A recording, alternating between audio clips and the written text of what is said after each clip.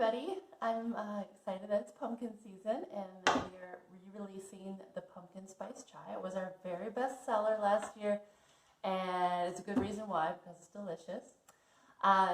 One of the things that we got comments back on though is that people didn't really understand how to make it because it does have real pumpkin powder in it, and that is a little different than most tea mixes that you'll get.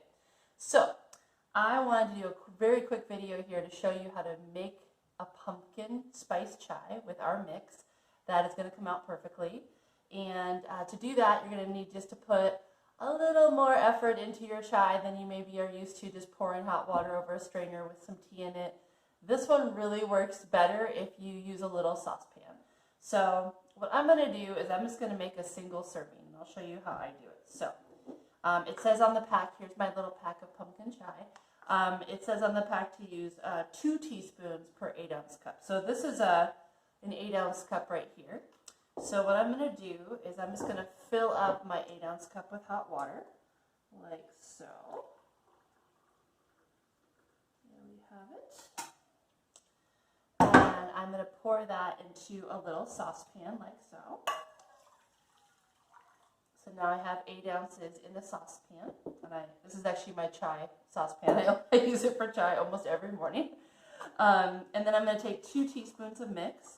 So you notice what I'm doing, I'm putting the mix right into the water. 1 and 2. And then you could just stir it up in the hot water.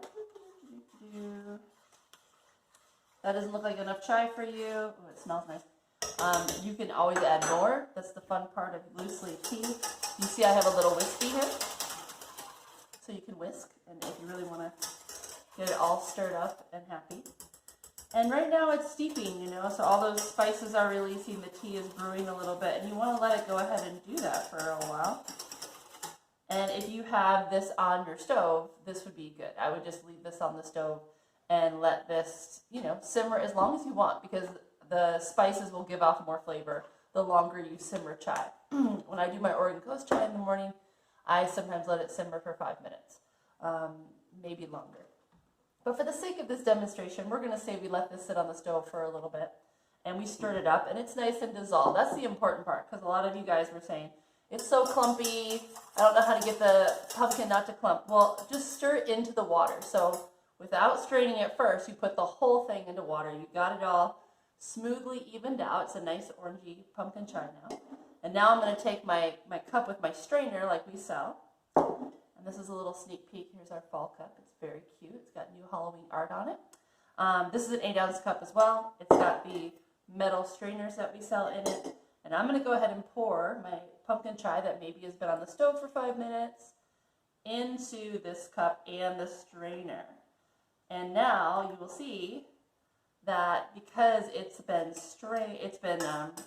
in a pan, I'm going to scoop, the thing that's left over in the pan was actually cinnamon, not the pumpkin. So I'm going to go ahead and put it in the strainer. I'm going to give it another little stir, and I'm going to stir it as I pull the strainer out, because what's in here is a lot of cinnamon, and that tends to be the thing that doesn't like to go through fine mesh strainers without a little help. All right, that's it. Your pumpkin chai is ready to drink. It's beautiful. It's a beautiful orange pumpkin-y color. It's full of vitamins and minerals. Tastes good. It has a little bit of maple sugar in it.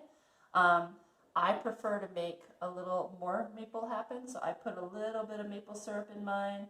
That's a really small amount, maybe a little more. You do that to taste, whatever you like. And then I always like soy milk, vanilla soy milk in my chai.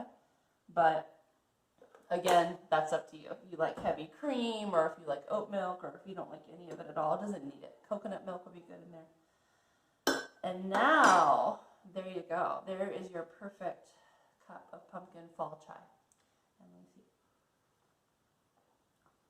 Oh, it's so good. It's not too sweet. It's really pumpkin-y. All the nice spices are warm. They come through.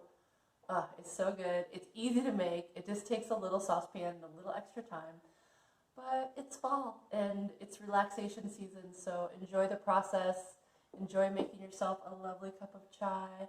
Put some whipped cream on it. Sprinkle some cinnamon on there. Get fancy. You deserve it.